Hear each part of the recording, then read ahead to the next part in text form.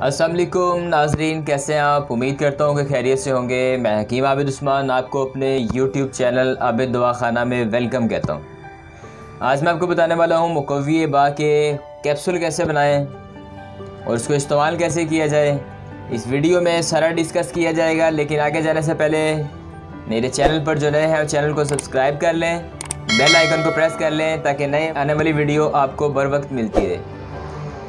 आइए नाजरीन, ये नुस्खा मर्दाना कमज़ोरी को ख़त्म करके जवानी को बहाल करता है। इस कैप्सूल के इस्तेमाल से ताकत और भरपूर तवानाई पैदा होती है और वक्त ख़ास को तवील करें। और इस दवा में बड़ी खूबी ये है कि हम बिस्तरी के बाद किसी किस्म की कोई कमज़ोरी नहीं होने देता।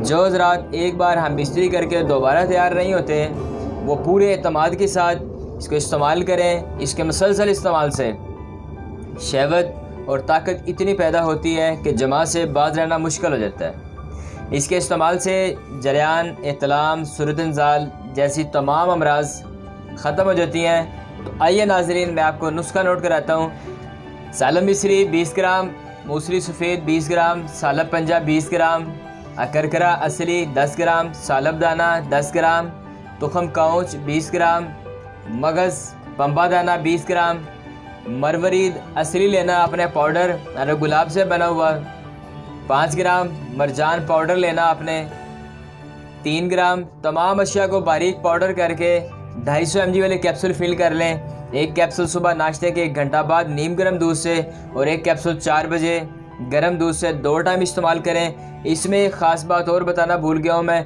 जिन हजरात को पुराना कमरे में दर्द है, ये उनके लिए भी बहुत अक्सर अहमियत का हामिल है। इसको इस्तेमाल करें, सेहतयाबी पाएँ। इसके साथ ही इजाज़त दीजिए, फिर मुलाकात होगी। अल्लाह हाफिज़।